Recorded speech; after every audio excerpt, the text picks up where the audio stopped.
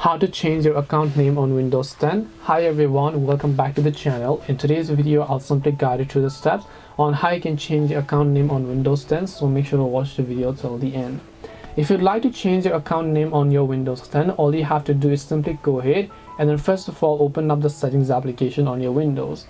And currently you can see my account on my PC's name is currently set to this, which is DJ Draft. And if I want to change it, whether you're using Windows 10 or whether you're using Windows 11, the process is typically the same. To do so, all you have to do is just click on the rename option here.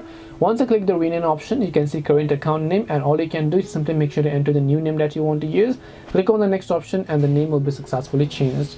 This way I can go ahead and then basically change my account name on Windows. Hope this video was very helpful to you guys, and if it did help you, make sure to leave a like and subscribe to our channel. If you have got any more questions, feel free to leave them down. Thank you very much for watching and see you soon in the next video.